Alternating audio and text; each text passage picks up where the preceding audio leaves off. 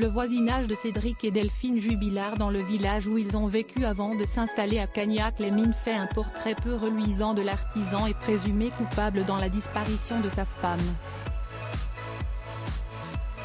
Une voisine l'aurait même entendu très violent verbalement avec l'infirmière du Tarn.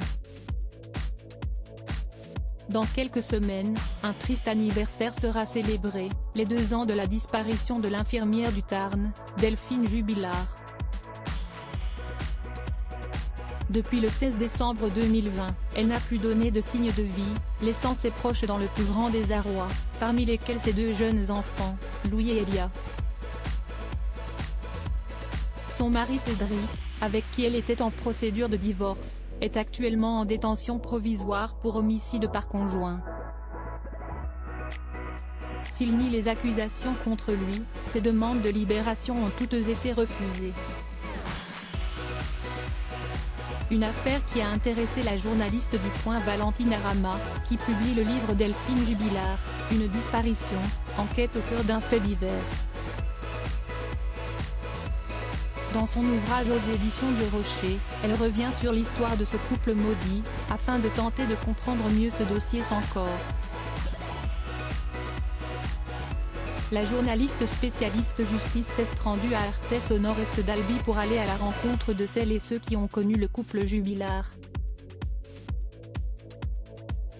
En effet, ils ont vécu dans cette petite commune qu'ils l'ont ensuite quittée pour s'installer à Cagnac-les-Mines après leur mariage en 2013 et lorsque Delphine est enceinte de son premier enfant. Sans surprise après les nombreux portraits défavorables de Cédric Jubilard depuis les débuts de l'affaire, si est-il le peintre plaquiste qui laisse un mauvais souvenir à ses anciens voisins. La mère du maire de la ville aurait été harcelée par l'artisan, frappant sa porte la nuit ou en frottant ses mains pleines de cambouis sur le mur blanc de la façade, raconte l'édile qui a failli en venir aux mains.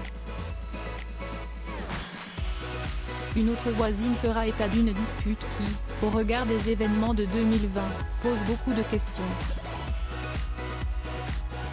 En effet, elle avait aussi avec lui des problèmes de voisinage, entre fêtes bruyantes, déjection de son chien n'importe voire une voiture fracturée. Elle est certaine qu'il s'agit de Cédric Jubilard. Elle a ainsi confié à l'autrice du livre une scène gravée dans sa mémoire. Un soir, elle a entendu des cris. Se rapprochant de sa fenêtre, elle assure avoir entendu Cédric crier sur Delphine, lui disant de se mettre à genoux et de baisser les yeux. La fois suivante où des cris ont été entendus chez les Jubilard, c'était à Cagnac-les-Mines, dans la nuit du 15 au 16 décembre. Depuis, Delphine a disparu. Une affaire qui patine la reconstitution des circonstances de la disparition de Delphine Jubilard, pour laquelle les indices sont rares, devait avoir lieu le 9 novembre mais elle a été ordonnée sur demande de la défense, indique l'AP. La reconstitution interviendra soit d'ici la fin de l'année, soit en début d'année 2023, a-t-elle ajouté, soulignant qu'il n'y avait toutefois aucune certitude. Meufranc a précisé que la défense de Cédric Jubilard avait demandé avec beaucoup de force cette reconstitution car on aimerait savoir quel est le scénario de l'accusation. Pour le moment on ne sait pas trop contre quoi se défendre. Selon une source judiciaire, la reconstitution sera soit annulée, soit plus vraisemblablement fixée à une autre date. Cédric Jubilard reste présumé innocent des faits qui lui sont reprochés jusqu'au jugement définitif de cette affaire.